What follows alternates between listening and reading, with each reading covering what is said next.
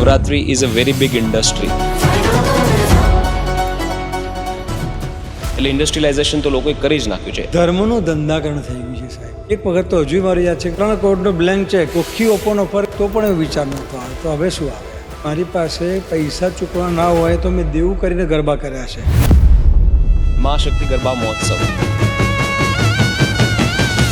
ગુજરાતનો સૌથી મોટો અને probably the only non commercial garba મહોત્સવ જે આ સ્કેલ પર થાય છે. દીકરીઓ પાસેથી કોઈ ફીસ નથી લેવામાં આવતી અને સ્પોન્સરશિપ પણ નથી લેવામાં આવતી. મારા માટે કે માતાજીની આરાધના છે. 365 દિવસ જો ભગવાન મને કમાવાનો મોકો આપતો હોય તો 9 દિવસ હું નહીં કમાઉં તો શું થઈ જવાનું છે. ગરબા થતા હોય ત્યારે શું જોઈને સૌથી વધારે આનંદ આવે? કોઈ પણ બાપને તમે પૂછો દીકરી ના હોય ને એનાથી વધારે દુઃખ જીવનમાં કંઈ હોય જ નહીં સાહેબ. આ 9 દિવસ જે આ 15 જે છોકરીઓ ફરે છે ને એ મારી દીકરી જેવી લાગે છે મને એમ. એટલે જ્યારે 9મીથી વિદાય આપું ને તો મારી દીકરીનું વિદાય આપતો ને એવું મને ફીલ થતું હોય છે. એટલે એ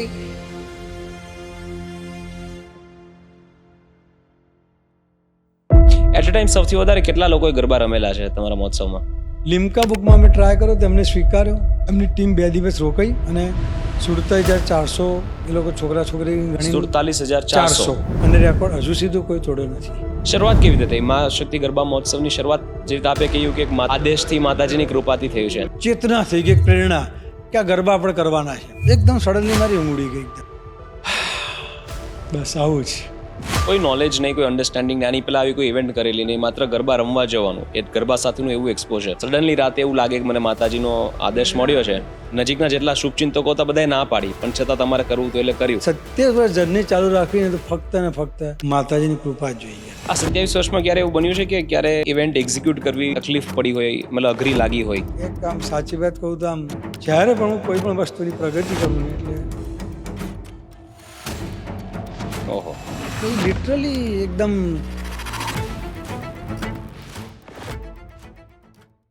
નમસ્કાર દોસ્તો, સ્વાગત છે આજના ખૂબ જ ખાસ એપિસોડમાં. મિત્રો, આજે ઘણી બધી અલગ અલગ વિષયોની વાતો કરવાની છે. ખાસ કરીને વાત કરવાની છે સાહસથી મળતી સિદ્ધિની, અને સિદ્ધિ મળી ગયા પછી માણસ સમાજમાં કેવી રીતે ઉપયોગી થઈ શકે અને સમાજના ઉત્થાન માટે, સમાજના ભલા માટે ઘણા બધા કામો કેવી રીતે કરી શકે એની વાતો કરવાની છે. સ્ટ્રગલથી, સફળતાથી સમાજને પાછું આપવાની વાત, આ ત્રણેય વાતો આજે આપણે કરવાની છે. મિત્રો, આજના જે ગેસ્ટ છે જયેશભાઈ ઠક્કર, એમની સ્ટોરી ખૂબ જ ઇન્સ્પાયરિંગ છે. પહેરેલા કપડે ઘરેથી નીકળ્યા અને નીકળીને પોતાની જાતે પોતાનું કરિયર, પોતાની ઓળખ બનાવવાની હતી અને એ બનાવતા બનાવતા પોતાના પાછા પહેરેલા કપડાં ઘરે મોકલાવી આપીને ટ્રુ સેન્સમાં માત્ર 0થી સ્ટાર્ટ, જેને કહી શકાય, 0થી સ્ટાર્ટ થઈને સિરિયલ ઓન્ટરપ્રનર બને છે. મલ્ટિપલ એમ્પાયર્સ ઊભા કરે છે. માત્ર ભારતમાં નહીં, બહાર જઈને પણ બિઝનેસ કરે છે. ત્યાંથી પાછા આવીને પાછો ભારતમાં બિઝનેસ કરે છે. અને અત્યારે મર્ક્યુરી ઇવીટેક લિમિટેડ કરીને એક લિસ્ટેડ કંપનીના founder and chairman and managing director તરીકે ભૂમિકા ભજવે છે. આ એમનું બિઝનેસ બેકગ્રાઉન્ડ થઈ ગયું, જે ખૂબ જ મોટું, વિશાળ અને ઇલિસ્ટ્રિયસ કરિયર છે.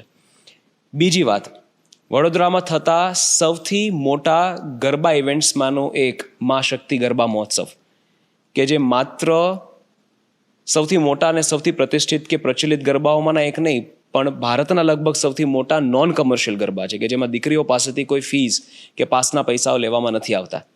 એટલું જ નહીં, કોઈ સ્પોન્સરશિપ પણ લેવામાં નથી આવતી. તો આજે વ્યક્તિત્વ વિશે થોડું જાણીએ, એમના વિચારો વિશે જાણીએ અને એમની જર્ની વિશે થોડું જાણીએ. તો ચલો શરૂ કરીએ. Jayeshbhai, welcome to the Jay Thaleshwar show.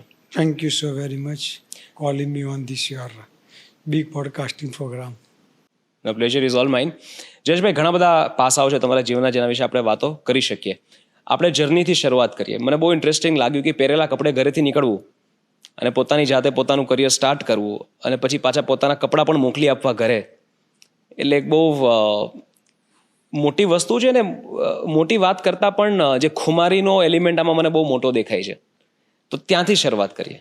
પહેરેલા કપડાં પાછા મોકલી દેવા તે તો કેવું, જૂના જમાનામાં અત્યારનું જનરેશન અને જૂના જમાનાનું જનરેશન. પહેલાંના દીકરાઓ એટલે મા બાપ ઉઠે ને જો વગર કરે 2 ઠોકે ને તેમનો દિવસ પાસ ના થાય. એક વસ્તુ જ એવી હતી એમ. એટલે ઇટ વોઝ નેચરલ એમ. પણ દરેક બધા સ્વભાવમાં એવું ના હોય એમ. હું જન્મથી થોડો અલગ ટાઈપનો હતો. સ્કૂલથી માંડીને અત્યાર સુધીમાં એટલા બધા ઇન્સિડન્ટ્સ છે કે જ્યાં સ્વમાનની વાત આવે ત્યાં કંઈ પણ મૂકી દેવાનું એમ. તો તમે જે 2 વખત જે મેન્શન કર્યું કે કપડાં મૂકે, એટલે મારા ફાધરનો ટ્રાન્સપોર્ટનો બહુ સારો બિઝનેસ, મોટો business. Indian oil corporation limited, Gujarat refinery, Koyali, Chhani ગામ અમારે રહેવાનું. અને અમારી પોતાની ટેન્કરો પ્લસ અમારા ત્યાં લોકોની ટેન્કરો અંદરમાં ફરે એટલે 8% કમિશન મળે. એટલે સવારે 5 વાગે એની વિન્ડો ખુલે. આખા ગુજરાતમાં જે ડીઝલ પેટ્રોલ સપ્લાય થવાનો હોય, કેરોસીન, ક્રૂડ, એનો અમારો ટ્રાન્સપોર્ટનો કોન્ટ્રાક્ટ. એટલે સવારે જે વહેલા ગાડી ભરાવા જાય એને ડેસ્ટિનેશન લાંબુ મળે. એટલે મને પપ્પા શીખવાડે કે આપણે મુનિમ તો હોય જ અમારા 2-3 એમ્પ્લોય તો હોય ક્લાર્ક, પણ આપણે જાતે જવાનું. તો you can repo with the officer અને તમે એટલે રોજ સવારે 5 વાગે જવાનું. એટલે 8 વાગે પાછા આવી જઈ નીકળીએ ત્યાંથી. એટલે 9 વાગે આવીને તૈયાર થઈને 10 વાગે સ્કૂલે, બાજવામાં ભણતો હતો મયુરેવા આદર્શ વિદ્યાલયમાં. એટલે સ્કૂલે જવાનું 11 વાગે ને 5:30 ઘરે આવવાનું.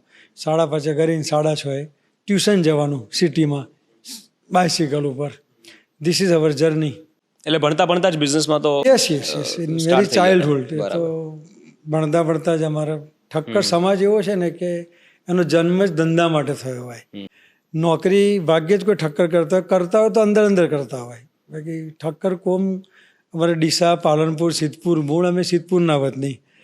એટલે એ કોમ નોકરી કરવા જન્મી જ ના હોય. એટલે અમે થોડા બરોડામાં રહ્યા એટલે થોડું એક્સપોઝર મળ્યું. તો પપ્પા એક બજાજ સ્કૂટર લાઈન રાખેલું અમારું. એટલે મને સવારે રિફાઇનરી જવા મળે, બાકી ટાઈમે પપ્પા વાપરે.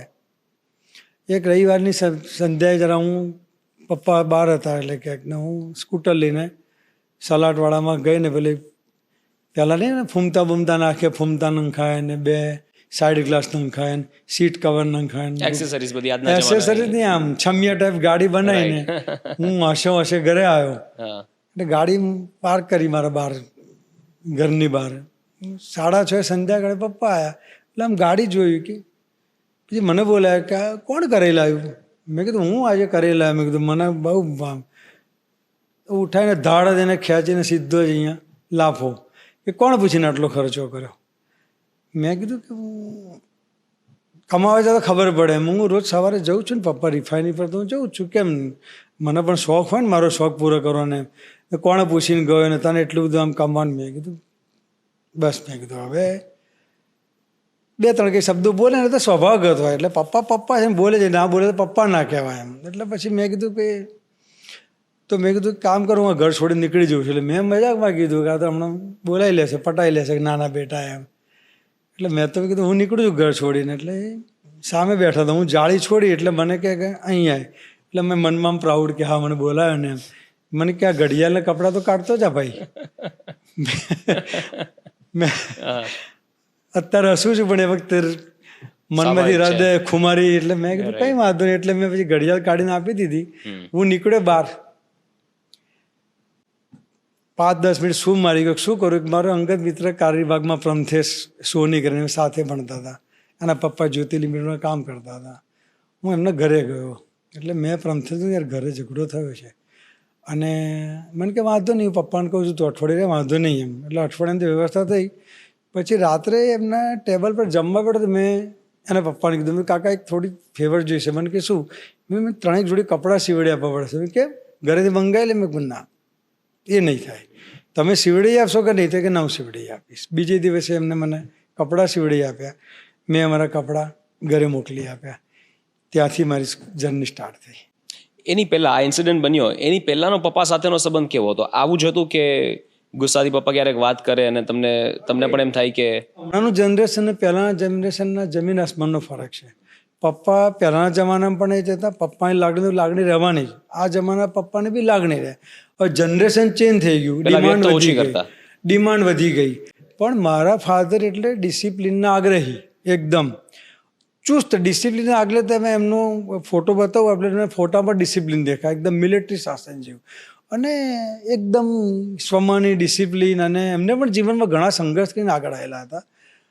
અમારા જમાનામાં મોડાસામાં નગર શેઠ કહેવાતા અમારા ગામના. મારા મોડાસામાં બિઝનેસ, સિદ્ધપુરમાં બિઝનેસ, છાણીમાં business. He also did develop on his very well way. એટલે સારું બધું કામ હતું.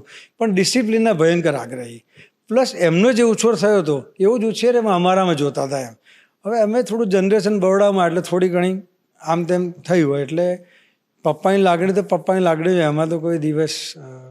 ગર્ભ શ્રીમંત પરિવારમાંથી નીકળવું એટલે સ્વાભાવિક છે ત્યાં ઉછેર પણ લાડકોડથી થયો હોય, બધી સુખ સુવિધા સામગ્રી બધું હોય. ના, એવું આપનું માનવું છે. ગર્ભ શ્રીમંત ખરા, આઈ બોર્ન ઇન અ ગોલ્ડન સ્પોન, પણ મારો ઉછેર એકદમ મધ્યમ ક્લાસથી બી નીચે. મેં કીધું પપ્પા ડિસિપ્લિનના ભયંકર આગ્રહી, બીજું કે દાન ધર્મમાં વધારે માને એમ, અને એ જ રીતે મોટા થયા હતા, એ જ રીતે અમને મોટા કરવા માનતા હતા એમ. એટલે અમારે પાલનપુર સિદ્ધપુર બાજુ તો આ ટ્રેન્ડ જ હોય એમ. એટલે મારા પપ્પા એવું હતું કે મોડાસા નગર છે એટલે દાન ધર્મ બહુ કરતા, પ્લસ સાધુ સંતોની ખૂબ સેવા કરતા. અમારે ત્યાં સિદ્ધપુરમાં એક દેવશંકર મહારાજ, જે સરસ્વતી નદી ક્રોસ કરીને જાઓ ને ત્યાં આડવેસર આજે પણ છે, એ ગાયત્રી ઉપાસક હતા અને 106 વર્ષની વયે દેવ થયા. એટલે તમે જે વાત કરી ને કે સમજો હું એ વખતે 5મા ધોરણમાં આવીશ એકોર્ડિંગ ટુ માય નોલેજ. એટલે સવારે 5 વાગે ઉઠીને અમે 4 ભાઈ, ચારે ભાઈને એક વીક ફાળવેલું કે સવારે 5 વાગે ઉઠી પાંજરા પરથી દૂધ લઈને ગુરુજીને પહોંચાડવાનું. એ ડિસિપ્લિનથી ઉછરેલા અમે. એટલે એવું નહોતું કે ગોલ્ડન સ્પૂન એટલે એમને કોઈ ના એવી જાહો જલાલીવાળી કોઈ છૂટ નહીં. એટલે સ્કૂલમાં પણ ડ્રેસમાં બી રિસ્ટ્રિક્શન હતા, અને બુધવારે સમજો કે અમારે પેલો જે ડ્રેસનો દિવસ હોય તો પટાળો લેઘો પહેરીને મોકલતા હતા, એમાં પણ કોઈ એટલે એમને શરમ નહોતી. એટલે એમનો ઇન્ટેન્શન એવું નહીં કે હું પૈસા બચ્યો. જે માણસ ડાબા હાથે બેફામ દાન કરતા હોય, જમણા હાથે ખબર ના પડે તો એમના દીકરા પાછળ તો વાપરે જ. પણ હિઝ ઇન્ટેન્શન વોઝ કે મારા છોકરાઓ છે એવો કઠોર રીતે થાય કે આ ભવિષ્યમાં તકલીફ ના પડે, અને આપ મને જે જગ્યાએ જોઈ રહ્યા છો એ ફક્ત ને ફક્ત મારા પિતાશ્રીની બદદોલત, એમની મહેનત, અને એમને જે રીતે મને કઠોર પરિશ્રમથી મોટો કર્યો તો હું ગમે તે પરિસ્થિતિને પહોંચી વળવા માટે તૈયાર થયો, એ શ્રેય મારા પપ્પાને જાય. એટલે જે આજની તારીખે પપ્પા પ્રત્યે મનમાં તો પ્રેમ અને આદરની જ લાગણી છે. હું એક આમ સાચી વાત કહું તો આમ કહી શકું, જ્યારે પણ હું કોઈ પણ વસ્તુની પ્રગતિ કરું ને એટલે તો I always miss my dad. કે હોત તો મને જોઈ શક્યા હોત કે હું ક્યાં હતો ને ક્યાં પહોંચી છું. પાણી આપો. I am sure you would be very proud of you right now.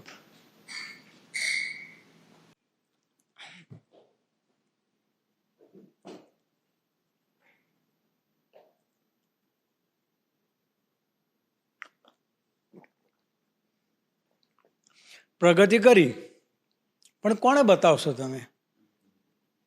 This world is become so materialistic. કોઈ આપણું કહેવાળું કોઈ આપણું છે જ નહીં આ દુનિયામાં. આમ જોવા જાઓ તો એમાં કોઈનો વાંક જ નથી. અત્યારે જનરેશન જ એવું થઈ ગયું છે, ઉછેર એવો થઈ ગયો છે, સિસ્ટમ એવી થઈ ગઈ છે. તો મને પ્રાઉડ થયું તો એમ થાય કે મારા પપ્પાએ જોયા તો એમની આતળી ઠરત કે મેં જે ઉછેર કર્યો બરાબર કરે છે. તમે જે રીતે કીધું કે સફળ થયા પણ કોઈને કહેવા માટે કોઈ નથી કે શેર કરવા માટે કોઈ નથી. એટલે એવું કહેવાય કે just success is not enough, you need people to share your success with.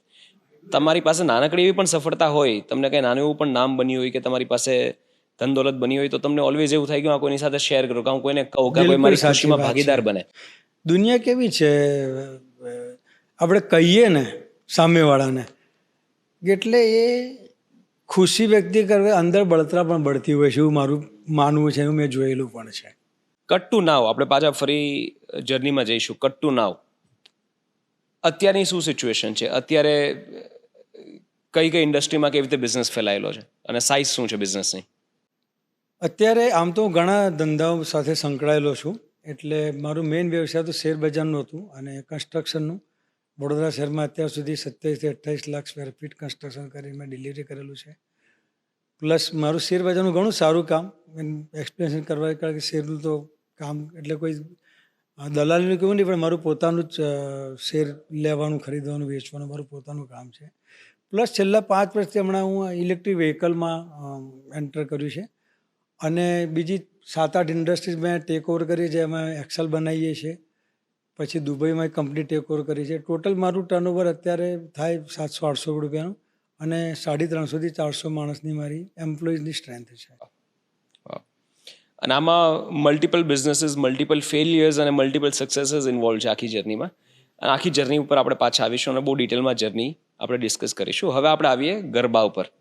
મા શક્તિ ગરબા મહોત્સવ ગુજરાતનો સૌથી મોટો અને probably the only non commercial garba મહોત્સવ જે આ સ્કેલ પર થાય છે. દીકરીઓ પાસેથી કોઈ ફીસ નથી લેવામાં આવતી અને સ્પોન્સરશિપ પણ નથી લેવામાં આવતી.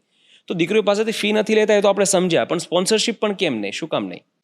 સમજાવું. હમણાં પૂનમ ચાલે છે ને કદાચ, એટલે તમે જો રસ્તા પર અહીંયાથી લોકો ચાલતા અંબાજી જાય છે. શું છે એ?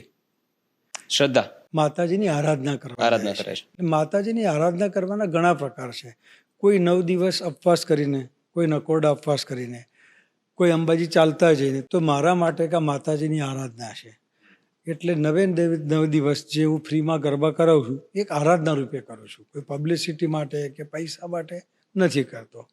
બીજું, આ માતાના ગરબા જે આયોજન થયું એની પાછળ એક બહુ મોટી સ્ટોરી છે. એ કદાચ વાર્તામાં નીકળશે તો હું આપને કહીશ. એટલે મારા કહેવાથી કે કરવાથી નથી થયા. ગરબા એક મને પ્રેરણા થઈને આ ગરબા કરું છું.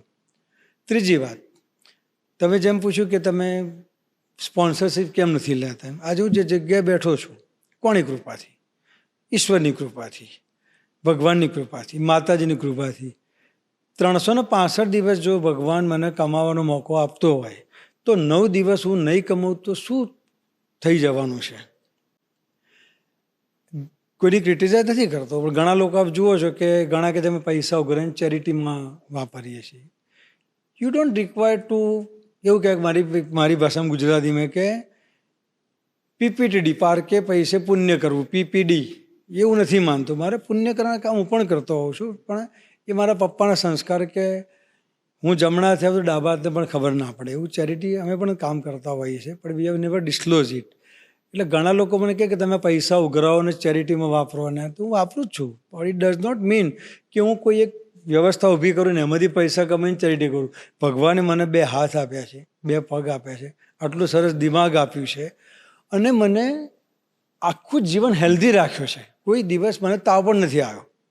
હા, એટલે સમજો કે હું કોઈ પણ હોસ્પિટલમાં જાઉં, એસએજીમાંથી નીકળીએ તો એમ થાય કે ભગવાને આપણને કેટલા સુખી રાખ્યા છે. એમ પૈસો તો બાજુમાં રહ્યો, પણ એ સિવાય ઈશ્વરની આટલી અઢળક કૃપા છે, તો શાના માટે કૃપા ગુમાવવાની? એટલે આ ઘણા બધા કારણોસરથી હું પૈસા લઈ લેવાનું રાખું છું. વાહ, શરૂઆત કેવી રીતે થઈ મા શક્તિ ગરબા મહોત્સવની શરૂઆત? જે રીતે આપે કહ્યું કે મેં આપે માતાજીના કહ્યું એમ મને તમે આદેશથી, પ્રશ્ન માતાજીની કર્યો, કૃપાથી હું બહુ થયું છે. ઓછી જગ્યાએ કહું છું, પણ જ્યારે 11 પૂરા થાય ને ત્યારે મારે આ કહેવું પડ્યું હતું.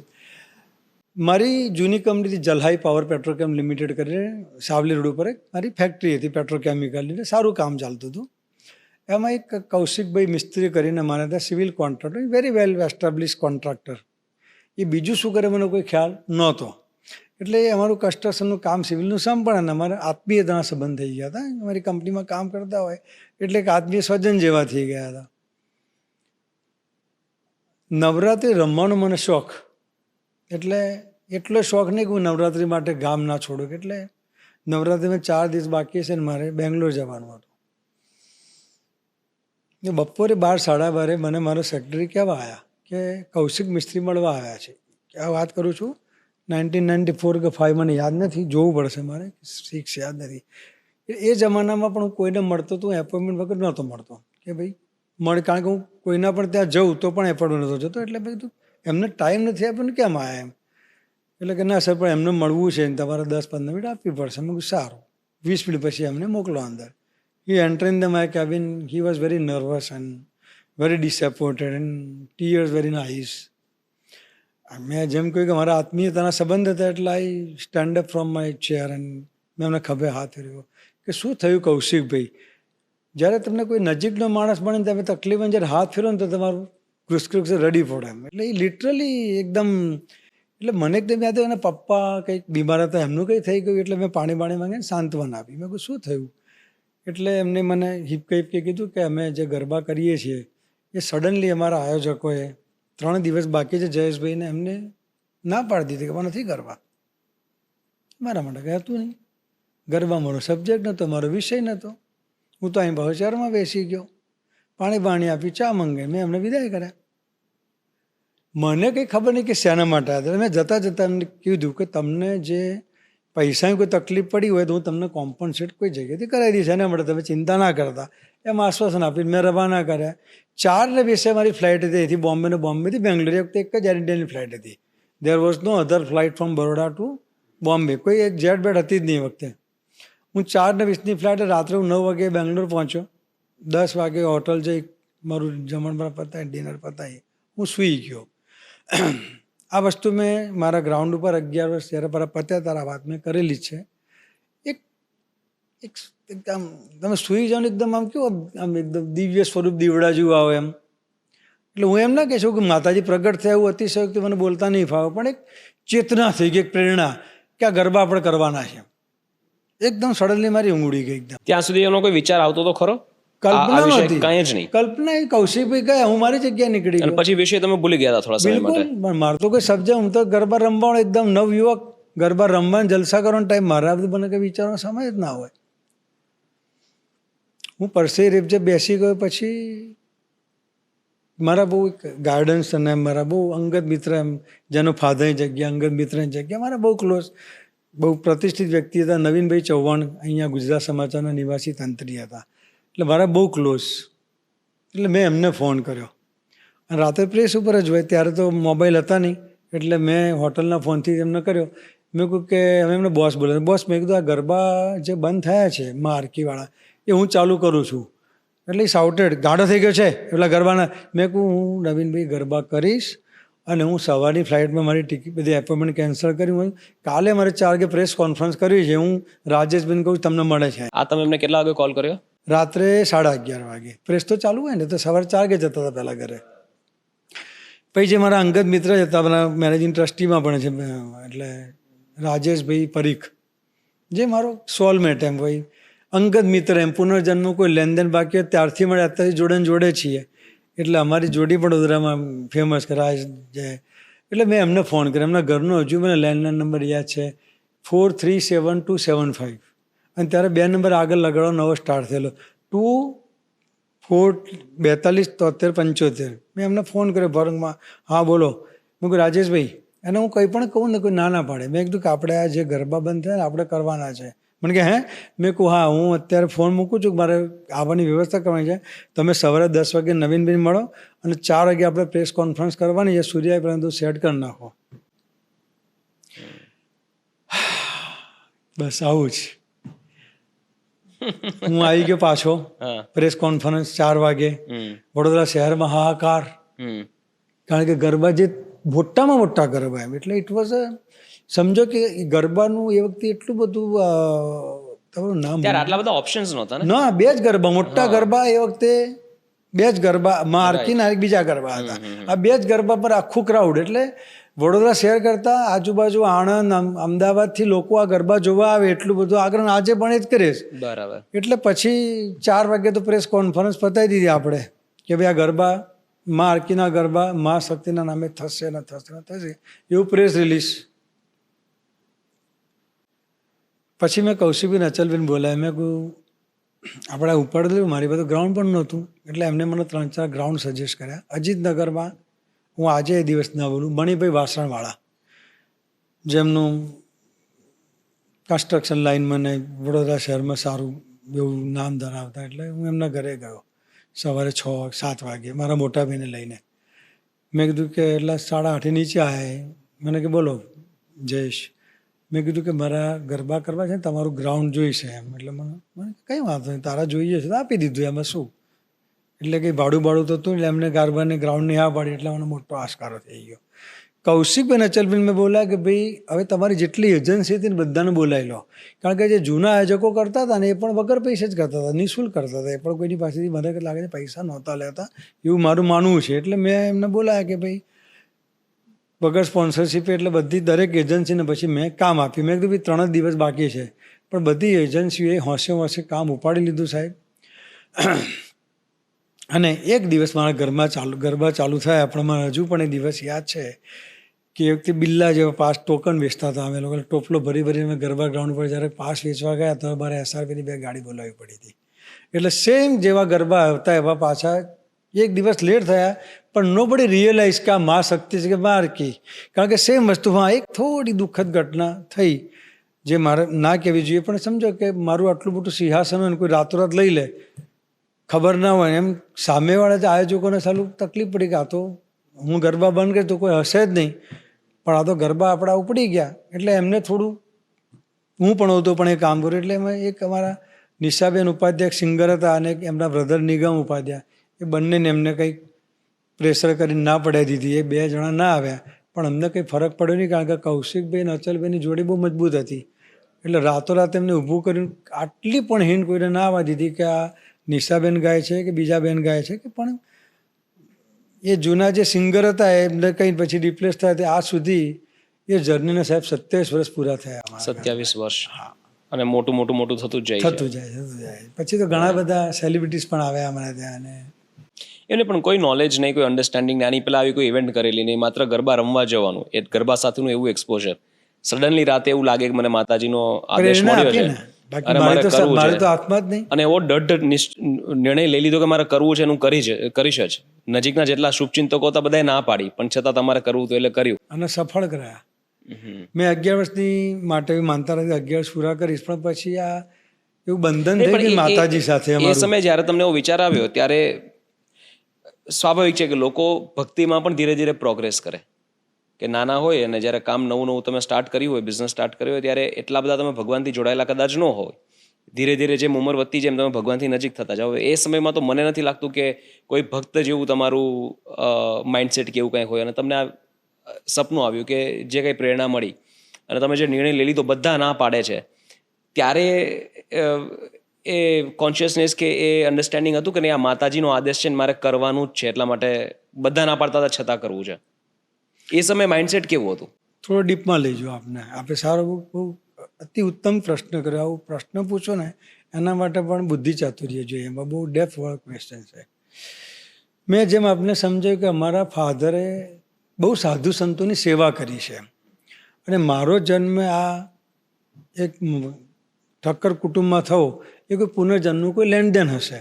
એટલે ધાર્મિક વૃત્તિ તો તમારું ઘર આખું સંકળાયેલું હતું. એટલે અમારા ઘરમાં સવારે જો 10 શ્લોક ના બોલે સાહેબ, ચાની રકાબી ના મળે અમને. એ તો કમ્પલસરી હતું. એટલે એ સંસ્કાર તો હતા જ. એટલે ભગવાનથી તો અમે જોડેલા હતા. અને ઘણા સાધુ સંતોની અમે સેવા પણ ખૂબ કરી છે. બહુ નજીકથી એનું વર્ણન કરવામાં મજા ના આવે, અમારું પુણ્ય ધોવાય એમાં. પણ ખૂબ સેવા પૂજાથી બહુ જ અમે જોડાયેલા.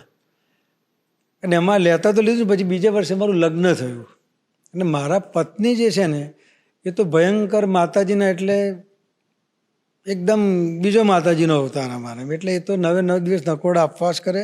અને એટલા બધા આજે 27 વર્ષ થાય એમને 9 દિવસ નકોડા ઉપવાસ કરીને, એટલે એ જોડેલા જ હતા.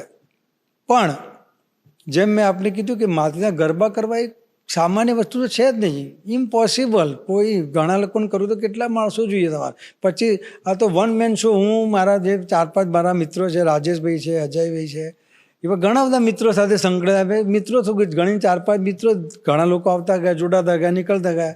પણ 27 વર્ષ જર્ની ચાલુ રાખવીને તો ફક્ત ને ફક્ત માતાજીની કૃપા જ જોઈએ. આટલો બધો પ્રસંગ થતો કેટલા અણબનાવ બની શકે. માતાજીની એટલી કૃપા અમારી પર આજ સુધી એક પણ અણબનાવ અમારા ગરબા ગ્રાઉન્ડ પર નથી થયો. આપનો મારો પરિચય નવો છે. ગરબા 15 દિવસ પછી છે, 20 દિવસ પછી છે. આપ એક વખત પધારો, એના ત્યાં આગળ વાઇબ્રેશન જુઓ સાહેબ. ગરબામાં તમે જાઓ, યુવાધન તો કેવું હોય, છોકરા છોકરીને જોતા હોય ને બીજાથી આકર્ષણ ઊભું થાય. સાહેબ મારા ગરબા ઉપર તમે એક વખત પણ ઊભા રહીને જોજો, કોઈ દિવસ તમને પોતાનો વિચાર જ ના આવે. એક માતાજીની આરાધના, એક વાઇબ્રેશન જ એકદમ ધાર્મિક વાઇબ્રેશન, એટલે મજા આવે છે. એમ તમે માતાજીના ચોકમાં ગાતા હોય ને એવું વાતાવરણ થઈ જાય છે અમારું. પણ જયેશભાઈ, ક્રાઉડને ફિલ્ટર કરવા માટે પણ ક્યારેક લોકો એક સામાન્ય ચાર્જ રાખતા હોય છે કે જેનાથી થોડું ક્રાઉડ ફિલ્ટર થઈ જાય. આપ હજી કાંઈ જ નથી રાખતા? ના, સમજાવું. પહેલાં અમે 2-3 વર્ષ કોઈ પણ પૈસા નહોતા લેતા યુવાનો માટે, યુવાધન માટે. છોકરીની વાત નથી કરતો, બેન દીકરીની વાત નથી કરતો. તો પછી થોડા પ્રોબ્લેમ પણ સ્ટાર્ટ થયા હતા. એટલે પછી ફિલ્ટર ક્રાઉડ કરવા માટે અમે છોકરાઓની નજીવી ફી રાખીએ છીએ. એમાં MS યુનિવર્સિટીના છોકરાઓને તો 50% ડિસ્કાઉન્ટ આપીએ છીએ. પણ બેન દીકરીઓ માટે આજ સુધી કોઈ પાસ નથી, અને એવો વિચાર પણ નથી આવ્યો. ઘણા અમને લોકો ફોન કરીને ઘણા કહે કે તમે કેમ નથી પાસ લો. મેં કીધું ગરબા એટલે માતાજીની આરાધના છે, અને લોકો એથી ચાલતા જઈને તમને ઘરે આગળ માતાજીનો ચોક બને, પૈસા થોડા લેવાના હોય. હું એ પૈસા લઉં તો આવતા 100 જન્મ સુધી ચૂકવી ના શકું, એવા પાપમાં હું ના પડી શકું. મેં ઘણા બધા વિદ્વાનોને એવું કહેતા સાંભળ્યા છે કે Navratri is a very big industry. Industry શબ્દનો પ્રયોગ મંડ્યોથી જ થવા આવે નવરાત્રિની આગળ. અને એવા પણ ઘણા બધા મહોત્સવ થાય છે કે જેમાં પાસની કિંમત પર ડે 10, 15, 20 હજાર જેવી હોય છે. એટલે ઇન્ડસ્ટ્રીયલાઇઝેશન તો લોકોએ કરી જ નાખ્યું છે. હાઇપર કમર્શિયલાઇઝેશન, દરેક વસ્તુના પૈસા, સ્પોન્સરશિપના પૈસા, પાસીસના પૈસા, પછી ત્યાંના સ્ટોલ્સ હોય એના પૈસા, અને પછી એમાં પણ અલગ અલગ લેવલની સુવિધાઓ આપવામાં આવે. તો આ લેવલનું કમર્શિયલાઇઝેશન થઈ ગયું છે. એવું કહેવાય કે માત્ર અમદાવાદમાં નવરાત્રી દરમિયાન લગભગ 50 લાખ લોકો અલગ અલગ જગ્યાએ ગરબા રમવા જાય છે. એટલે એક કમર્શિયલ વેવ આવે આખા સિટીમાં કે આખા રાજ્યમાં. તો એ દરમિયાન તમને ક્યારે એવો વિચાર ન આવે કે હવે આને કમર્શિયલાઇઝ કરી દે? 25 વર્ષ થઈ ગયા, 27 વર્ષ થઈ ગયા, તમે કીધું 27 વર્ષ થઈ ગયા, તો એમ ન થાય કે હવે જરાક આને કમર્શિયલાઇઝ થોડું કરીએ? કારણ કે હજારો લોકો આવે છે અને બીજા બધા કરે છે. પહેલાં એવું હતું કે નાની નાની ગરબીઓ થતી, શેરી ચોકમાં નાની નાની ગરબીઓ એવી થાય કે જ્યાં છોકરીઓ જઈને રાસ ગરબા લે, માતાજીની પૂજા કરીને પાછા આવી જાય. હવે તો એ પણ બહુ ઓછું થઈ ગયું છે, લગભગ બંધ થઈ ગયું છે. તમને એમ કે તમે જેમ જેમ ક્વેશ્ચન મને માર્મિક હાસ્ય કેમ આવે છે એમ. સાહેબ,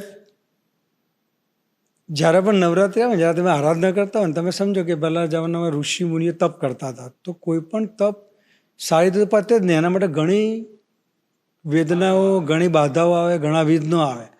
મારા સાહેબ જ્યારે પણ નવરાત્રિ આવે ને છેલ્લા, તો મને કંઈ ને કંઈ તકલીફો ઊભી થાય. સાહેબ, એવું છે કે મારી પાસે પૈસા ચૂકવા ના હોય તો મેં દેવું કરીને ગરબા કર્યા છે.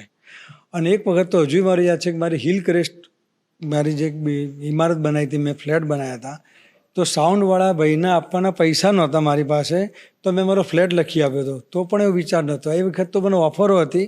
વડોદરા શહેરના જે મારો ઇન્ટરવ્યૂ બધા સાંભળશે, એમની ચોખ્ખી ઓપન ઓફર કે સાહેબ આ ગરબાનું આયોજન તમે કરો, પણ તમારી ખુરશીથી માણીને બધું અમે વેચશું, 3 કરોડનો બ્લેન્ક ચેક. તો પણ એવો વિચાર નહોતો આવે. તો હવે શું આવે?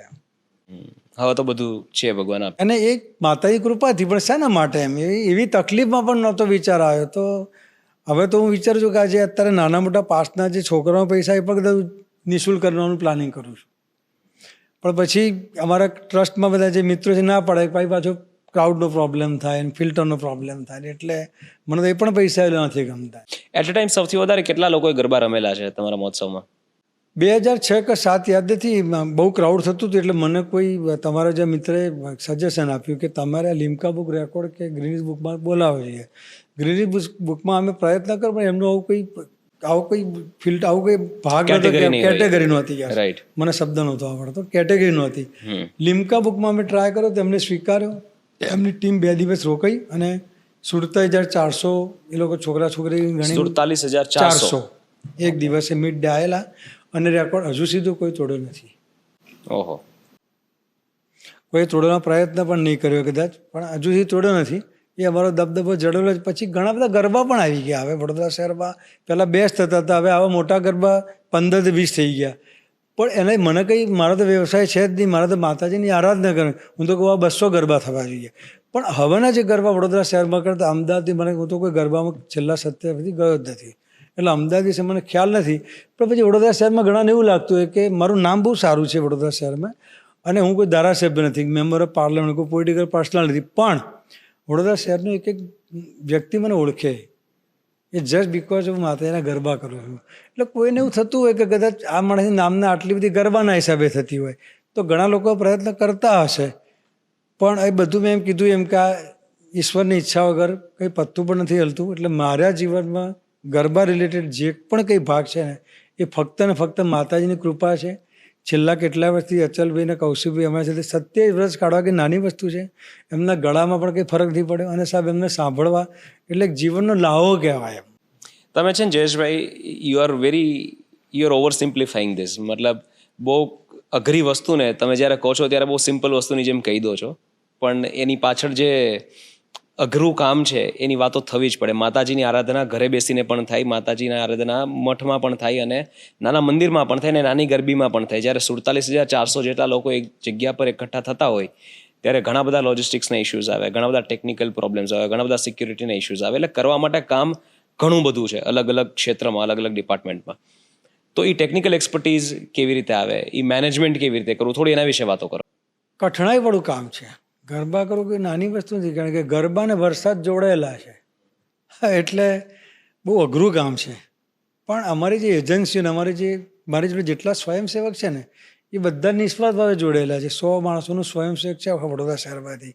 પણ કોઈ પણ માણસ, હું તમને 2-5 એક્ઝામ્પલ આપું કે એક પત્રકાર છે વડોદરા શહેરમાં છેલ્લા છેલ્લા 22 વર્ષથી. પણ એ જ્યાં પણ નોકરી લાગે એટલે કે ભાઈ નવરાત્રિના 9 દિવસ, એના 5 દિવસ આગળ અને એના 5 દિવસ પાછળ હું પ્રેસ પર નહીં આવી શકું, કારણ કે હું જયેશભાઈના ત્યાં જોડાયેલો છું.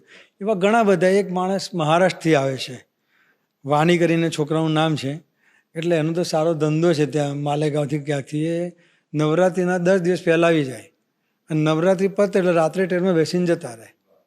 એટલે આવા ઘણા બધાનો, એટલે બધાને ગમે છે એમ. એટલે એનું એવું કહેવાય કે માતાજીની બધા ઉપર કૃપા પણ વરસેલી છે. જ્યાંથી સ્ટાર્ટ કર્યું હતું ગ્લોબ સિક્યુરિટી, જ્યારે સ્ટાર્ટ કર્યું ત્યારે એમનું બહુ નાનું હતું ને એમને પણ સેવાભાવી તરીકે નિઃશુલ્ક, એટલે કંઈ ફ્રીમાં નહીં પણ નહીં નફા નહીં, તો આજે કંપની જાયન્ટ થઈ ગઈ છે, મલ્ટીનેશનલ કંપની થઈ ગઈ. આજે એબ્રોડમાં પણ એમની એજન્સીઓ ખુલી ગઈ. એટલે દે ઓલ્સો બિલીવ કે ભાઈ આ અહીંયા આગળ જે પણ કંઈ કામ કરતો હોય એની પર માતાજીની કૃપા થાય છે ને થાય જ છે. કઠણાઈઓ તો આવે, કોઈ પણ કામ. તમે કોઈ પણ સામાન્ય, તમે જે આ પોડકાસ્ટિંગનું કામ કરો છો, કઠણાઈ તો હોય ને તમારા જીવનમાં. એટલે કોઈ પણ કામ સરળ તો છે જ નહીં. અને આટલા મોટા ગરબા કરવા એટલે પૈસાની તકલીફ, વરસાદ આવે એટલે પછી લોકોની ગાળો પણ ખાવાની, પ્રેસ મીડિયાને કોઈ 5 ઓછા પહોંચે એમનું પણ અમારે સહન કરવું પડે.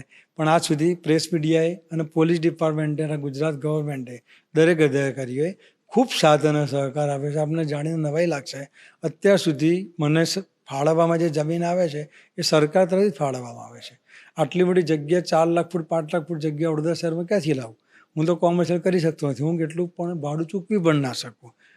પણ કોઈ મને નડતરું પણ, કોઈ પણ ગરબા આયોજકો પણ અમારા સહકારમાં જે છે, કોઈ પણ જગ્યાએ અમે જે જગ્યા પર અમે કીધું કે આ સરકાર આપવાની છે, એમાં કોઈ દિવસ બાધારો પણ કોઈ ગરબા આયોજક મળી જ જાય છે જગ્યા ઓલવેઝ. મળી જ જાય, એટલે કોઈ બાધારો પણ નથી થતું એમ. બધા એનું લોકલ પોલિટિકલ ભારતીય આમ તમને કહેવું જોઈએ, આમ પોલિટિકલ વાત ના કરવી જોઈએ, પણ અમારા ગરબા વડોદરા શહેર ભાજપના ગરબા તરીકે ઓળખાતા હતા સાહેબ. અમારા જીતુભાઈ સુખડિયા, નલિનભાઈ ભટ્ટ, એ લોકોને એટલો ઇન્ટરેસ્ટ હતો અમારા ગરબામાં. આજે જીતુભાઈ સુખડિયા ગરબા ચાલુ થાય એટલે 9 દિવસ વડોદરા શહેરમાં જ, દુનિયાને કોઈ પણ ગરબામાં એઝ અ ધારાસભ્ય જવું પડે, પણ છેલ્લે આરતી તો મારા ત્યાં જ હોય. એક કિસ્સો યાદ આવ્યો એના પરથી મને. એ જ્યારે દંડક હતા, વિધાનસભાના દંડક હતા જીતુભાઈ સુખડિયા. એટલે દંડકની ઓફિસ એવી હોય કે ત્યાં દરેક ધારાસભ્યને બેસે. તો નવરાત્રિ દરમિયાનના કંઈ 2-4 દિવસ વચ્ચે મારે કામ, હું એમની ઓફિસ ગયો તો આઈ વોઝ શોક્ડ સાહેબ. એમના ત્યાં દંડકની ઓફિસમાં મા શક્તિના જ બધાને, જેટલા બી ધારાસભ્યો અને બધાને એમની ચર્ચા કરે એમ કે આ માણસ આટલા સારા ગરબા કરે છે, હું એમાં જોડાયેલો છું, જીતુભાઈનો સન હિરેન સુખડિયા, આ બધું જોડાયેલા એમ. એટલે અમારા ગરબા જ ભાજપના ગરબા કહેવાતા હતા. એક છાપ જ પડી ગઈ હતી એમ, અને આ સુધી એ છાપને જાળવી રાખી છે. એટલે ભાજપના ગરબા ની સાર્વજનિક ગરબા. પણ એક જમાનામાં તો નલિનભાઈ ભટ્ટ નથી રહ્યા અત્યારે તો, અને જીતુભાઈ સુખડિયા, ભૂપેન્દ્રભાઈ લાખાવાલા, આ બધા આજે સંકળાયેલા એમ. પણ આજે પણ ગરબા હોય એટલે અમારા અત્યારે સમજો કે બાળુભાઈ શુક્લા છે, કેયુરભાઈ રોકડિયા છે, જે પણ ધારાસભ્ય છે અમારા, યોગેશભાઈ છે, કોઈ દિવસ મહાશક્તિના ગરબાનું નામ આવે એટલે ઊભા થઈને કામ કરવાનું જ. એમાં જયેશ ઠક્કરની ને એમનો કોઈ પર્સનલ એ હોય તો બાજુમાં, ગરબાનું કામ છે ને આટલા વર્ષોથી અમારા વડોદરા શહેરની સંસ્કૃતિને ટકાઈ રાખવાનું કામ કરે છે ને, અમારો ટેકો હોવો જોઈએ એઝ એ ધારાસભ્ય, એઝ એ કોર્પોરેટર, કોઈ પણ એમ કોઈ દિવસ તકલીફ નથી પડી. એ બાદલ હું આ બધા અમારા જેટલા બી છે ધારાસભ્યો રહી ચૂક્યા છે અને ભવિષ્યમાં આવશે, એમનો ખૂબ ખૂબ હૃદયપૂર્વક આભાર માનું. આ 27 વર્ષમાં ક્યારે એવું બન્યું છે કે ક્યારે ઇવેન્ટ એક્ઝિક્યુટ કરવી તકલીફ પડી હોય, મતલબ અઘરી લાગી હોય? જે રીતે તમે કિસ્સો કહ્યો કે આપવા માટે પૈસા નતો તો તમે તમારી જે કોઈ રિયલ એસ્ટેટની સ્કીમ હતી એમાંથી તમે કોઈ એક પ્રોપર્ટી આપી દીધી. તો એક્ઝિક્યુશન લેવલ પર પણ આવા ચેલેન્જીસ તો આવ્યા જ હશે. એવો કોઈ કિસ્સો તમે કહી શકો તો? ભરચક વરસાદ હતો એ વખત, અને અમે ચીફ મિનિસ્ટરને આમંત્રણ આપવા ગયા, યાદ નથી, પણ એમનેથી નહીં એવાતું ચીફ સેક્રેટરી, નામ યાદ કરું એટલે એમને ચીફ સેક્રેટરી તમને નામ હમણાં યાદ આવશે એટલું તમને કહું, પીકે લેરી સાહેબ.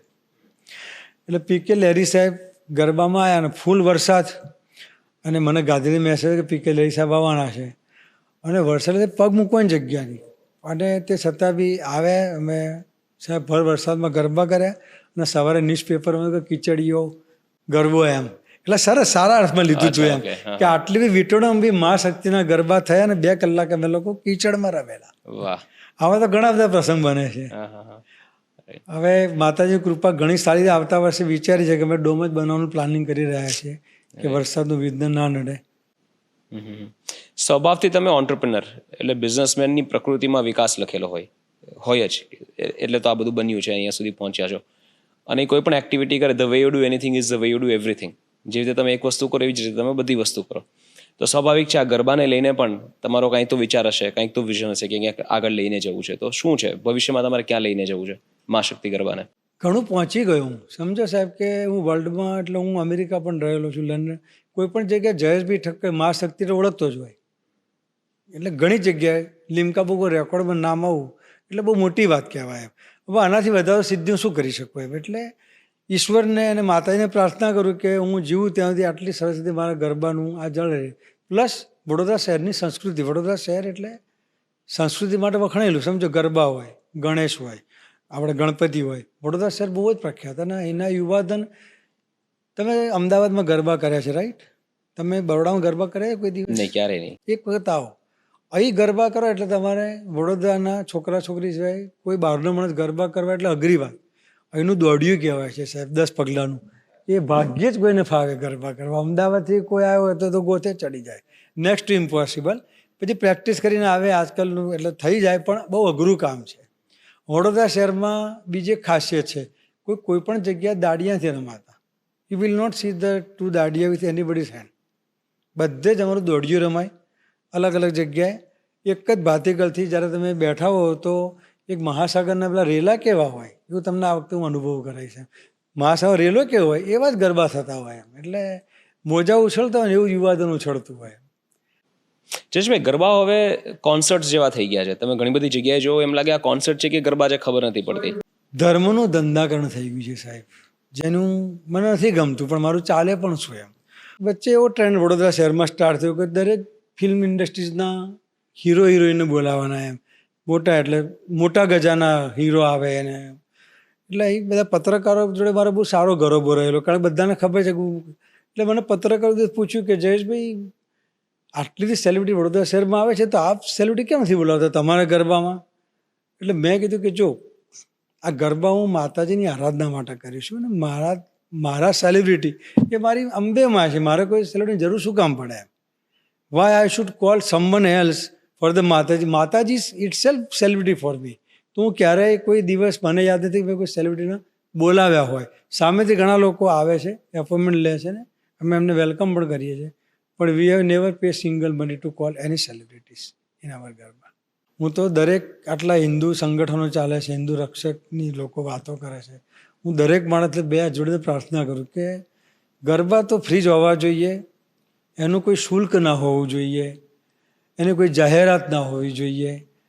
અને એક ઈશ્વરે તો બધાને બધું આપેલું જ છે, તો દીકરીઓને ને દીકરાઓને આટલું મોટું સરસ ગ્રાઉન્ડ આપી અને કેમ ના રમાડવા જોઈએ? આખા ગુજરાતને આપના થકી હું મેસેજ આપવા માગું છું કે ઈશ્વર બધાને બધું જ આપે છે. તો એક ચુસ્ત હિન્દુ તરીકે આપણે સનાતન ધર્મની વાત કરીએ, સનાતન હિન્દુની વાત કરીએ. એટલે મારો તમને પ્રશ્ન પૂછવાનો ઉદ્દેશ જ એ હતો કે આપણે એવું જોઈએ. ટકાઈ રાખવાની વાત કરીએ છીએ, તો શું આ પ્રયત્ન નથી? તો આપ મારી સાથે કેમ ના જોડાઈ શકો? જોડાવું જોઈએ. દરેક માણસ હિન્દુ સંગઠનની વાત આવે તો પૈસા આપતા જ હોય છે ને, તો એ પૈસાનો ભોગ આપી અને આ કામ કરો ને. આપણે એક આરાધના છે, તમે 1 વર્ષ કરી જુઓ, માતાજી તમને નાની 100 ગણો આપશે. હું અહીં બેઠા તમને કહું છું એમ. આ કરવું જોઈએ, મારી એક વેદના છે આ. અને તમારા થકી હું દરેક ગરબા આયોજકોને પહોંચાડવા માગું છું કે આ ગુજરાતમાં તો એટલીસ્ટ, ગુજરાત એટલા માટે કે આપણું અંબેમાનું ધામ અહીંયા છે, અંબાજીનું ધામ અહીંયા છે, તો એટલીસ્ટ એક ગુજરાતીઓ તો ગરબાના પૈસા ના જ લેવા જોઈએ એમ. અંબે માતાજીના ધામનો તમે ઉલ્લેખ કર્યો, મેં એવું પણ સાંભળ્યું છે કે ગરબા પછી તમે સીધા ત્યાં જતા રહો છો.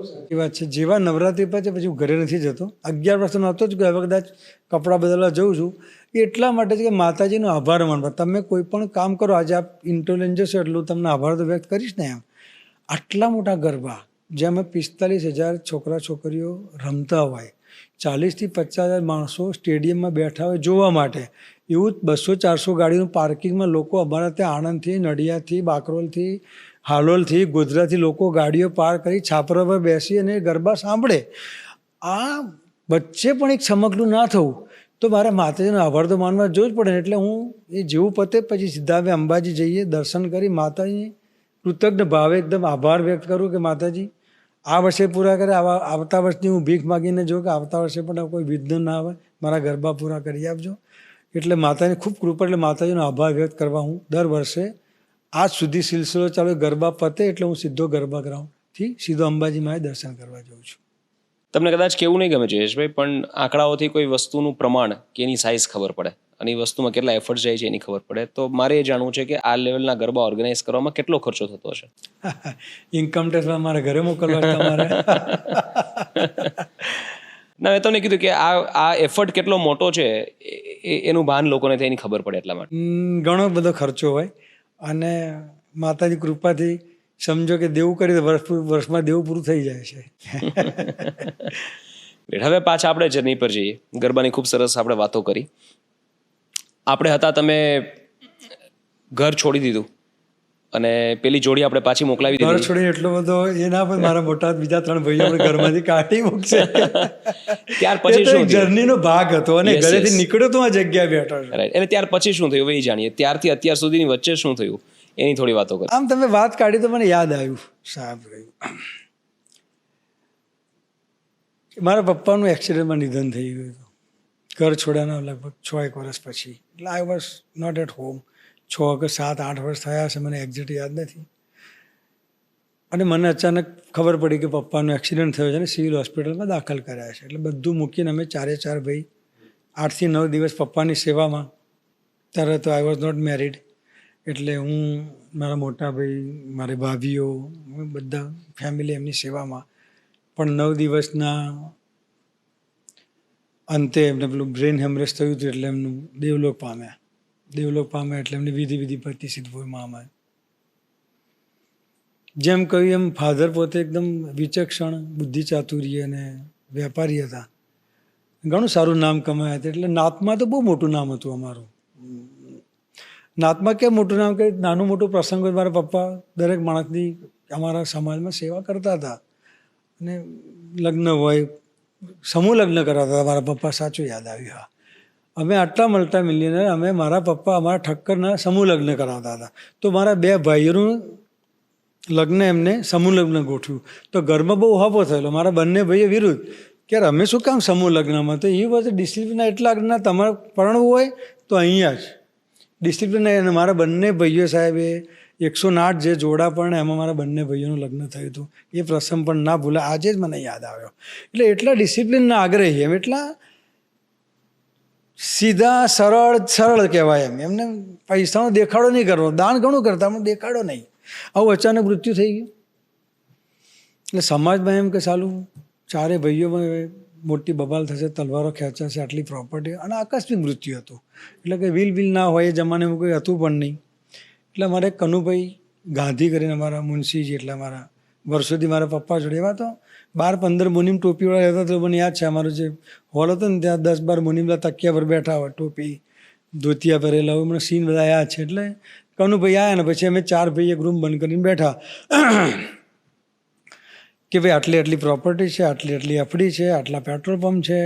એટલે 4 ભાઈને કનુભાઈ પૂછ્યું, ભાઈ સૌથી નાનો તું છે તો શું લઈશ એમ.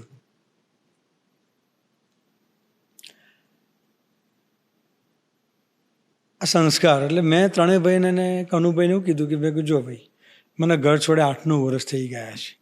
પપ્પા જો મહેનત આ બધા ભાઈઓએ કરી છે એટલે મારે તો આ પ્રોપર્ટી મારો અધિકાર જ નથી, પહેલી વાત તો.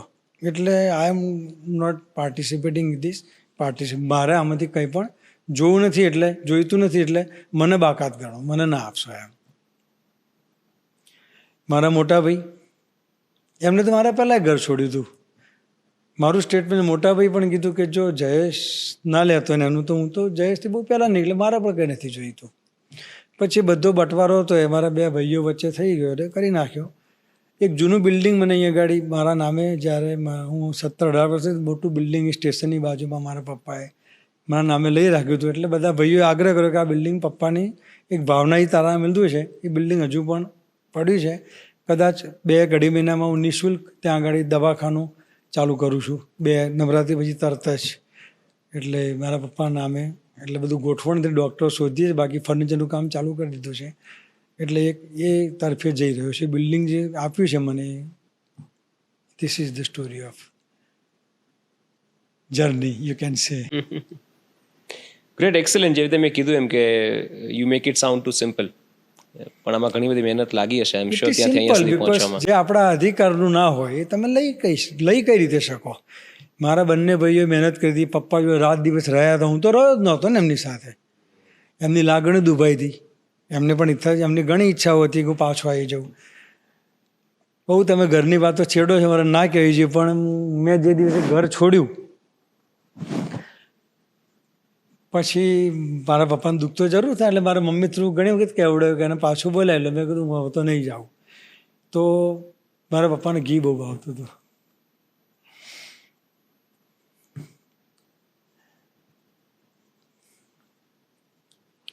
એમને ઘીની બાધા રાખી હતી.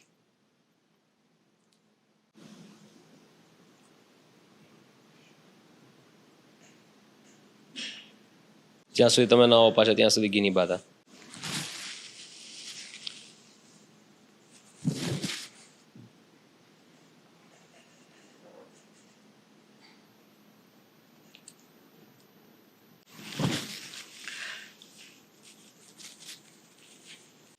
જયેશ પાછો આવશે તો હું ઘી ખાઈશ. તમને ખબર હતી આ વાતની?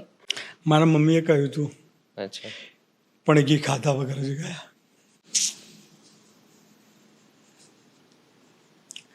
આના પરથી મેં એવો બોધ લીધો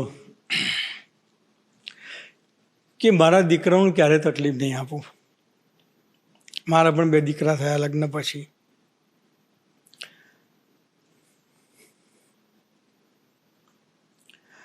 જીવનના 28 વર્ષ બેન મારી પત્નીએ દુનિયાનું જે સુખ ના જોઈએ એ સુખ આપવા માટે બધા જ પ્રયત્ન કર્યા. અમારી જમાની પણ હોમી દીધી અને કરે, દરેક મા બાપ કરે, અમે પણ કર્યું.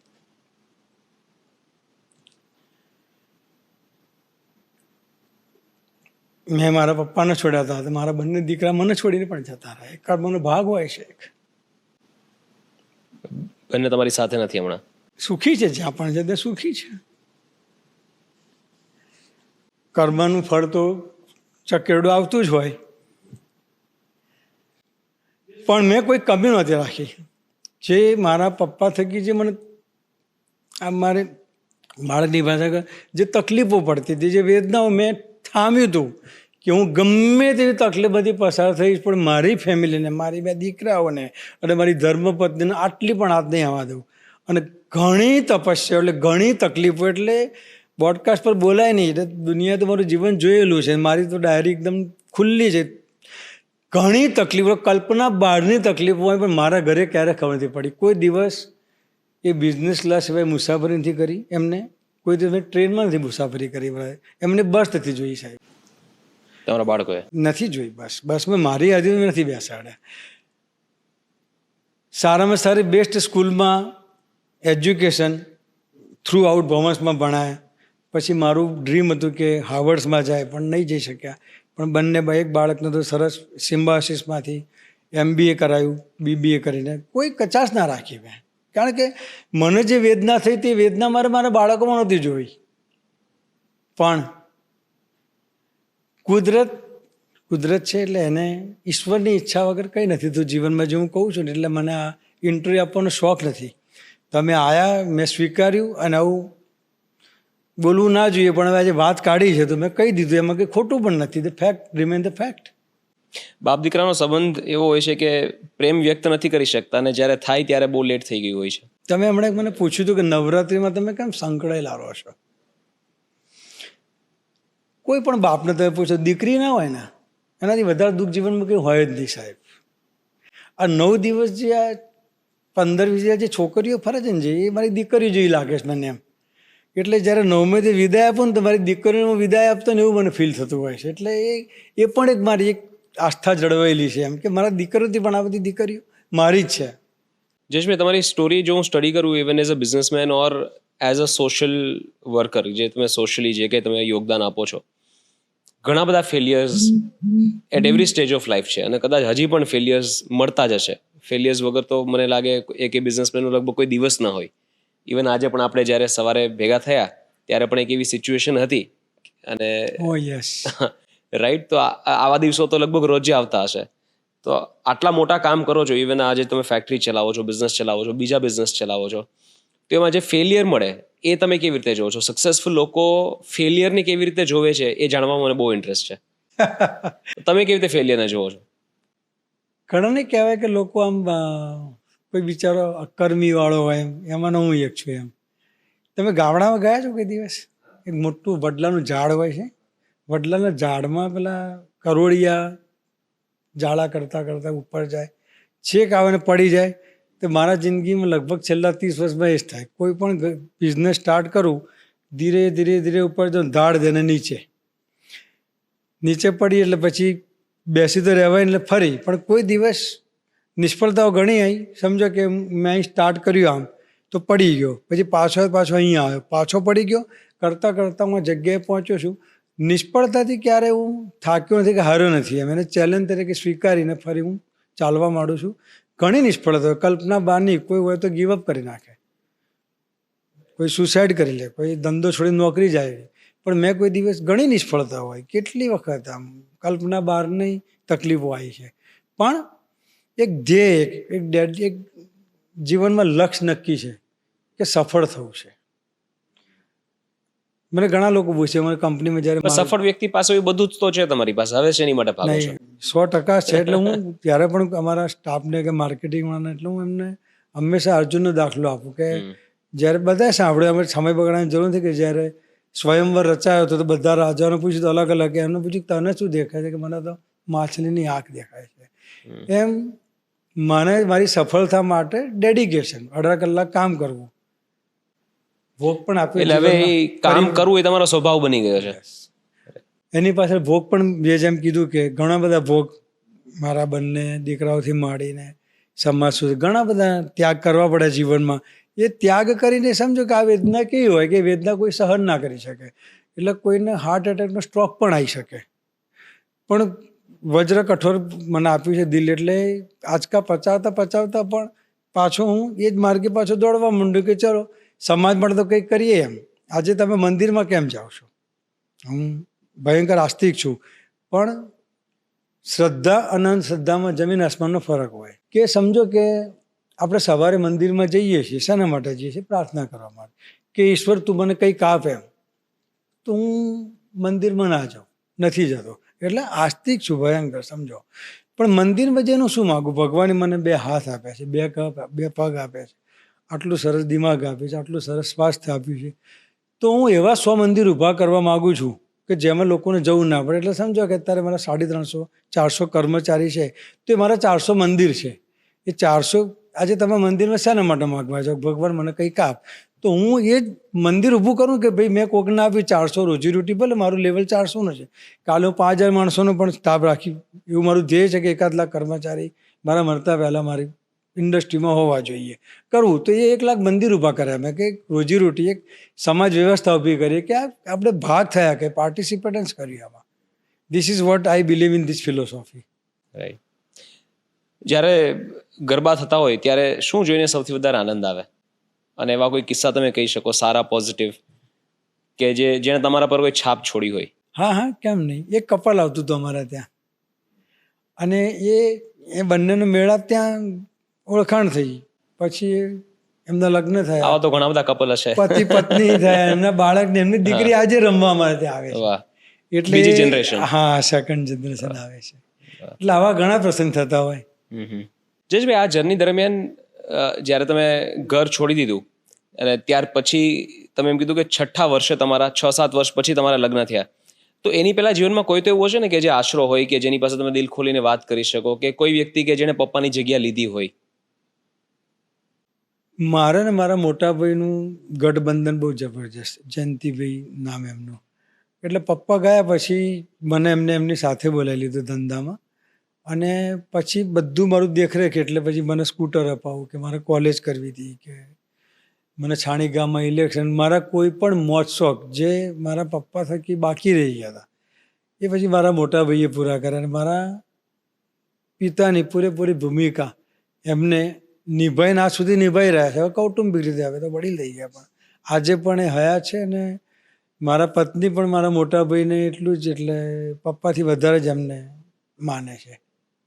ઘણા બધા લોકો એવું પણ માનતા હોય કે લગ્ન પછી મારો ભાગ્યોદય થયો, એટલે જીવનમાં સ્ત્રી શક્તિ આવે ત્યાર પછી અને જો રાઈટ પાત્ર હોય તો તમને એક અલગ નવી પ્રેરણા પણ મળતી હોય, સપોર્ટ પણ મળતો હોય. અને ઘણીવાર તમે જો મોરલી ને મેન્ટલી સપોર્ટેડ હોય, એક તમારી આજુબાજુમાં એવી સિસ્ટમ હોય જે તમને સપોર્ટ કર્યો, તો તમે બહાર વધારે ઝડપથી ભાગી શકો, વધારે સાહસિક પગલાઓ લઈ શકો. તો મારે જાણવું છે કે તમારા લાઈફમાં તમારા લાઈફ પાર્ટનરની ભૂમિકા શું રહી? ગયા જન્મમાં બહુ જ પુણ્ય કરાવે ને તો મારા જે ધર્મપત્ની છે આરતીબેન, એવા ધર્મપત્ની મળે.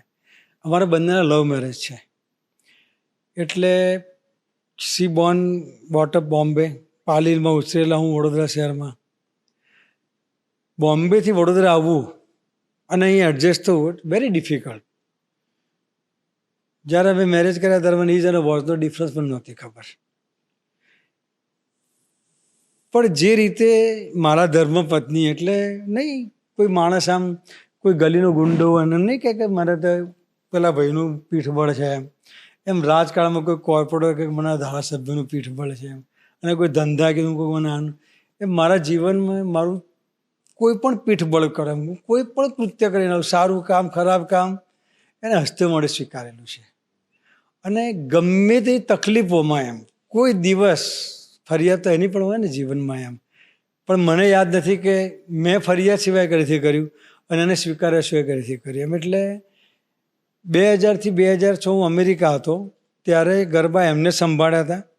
ત્યારે પણ ચાલુ હતા ગરબા? ગરબા ચાલુ જ હતા, કોઈ દિવસ અવિરત. એટલે 6 વર્ષ મારે ધંધાકીય કારણસર મારે અમેરિકા રહ્યો હતો 6 વર્ષ. હું નહોતો આવતો તો ગરબા એ જ સંભાળતા 6 વર્ષ, અને બહુ સારી અને સારી રીતે. હવે છેલ્લા 4 વર્ષથી હું ગરબામાં બહુ ઓછું સંભાળું છું. આરતીબેન એટલે મારા ધર્મપત્ની સંભાળે છે. એટલે સુખે દુઃખે મારું જે પીઠબળ ગણો, જે મારી બેકબોન, એ ફક્ત ને ફક્ત સમજો. અત્યારે હું કોઈ કામ કરું મને ડર તો લાગે ને કે કંઈક થશે તો શું, તો ના, મને એની પર પૂરેપૂરો ગમે તેવી પરિસ્થિતિમાંથી મને બહાર કાઢી લાવશે ને ઘણી વખત બહાર કાઢી લાવેલા છે. વાહ, great. Jayeshbhai, it's been really a pleasure. ઘણું એનરિચિંગ કોન્વર્ઝેશન મારા માટે હતું ને આઈ એમ શ્યોર ઘણા બધા લોકો ઘણું બધું શીખશે આમાંથી. અને તમે બહુ ખુલીને આજે વાત કરી છે. 2 વાર તમારી આંખમાં પાણી પણ આવી ગયા, ઇમોશનલ તમે થઈ ગયા. થેન્ક યુ આટલું ખુલીને વાત કરવા બદલ અને તમારી જર્ની શેર કરવા બદલ. મને બહુ મજા આવી વાત કરીને. Thank you so very much two inviting me on your show again. C you in the garba.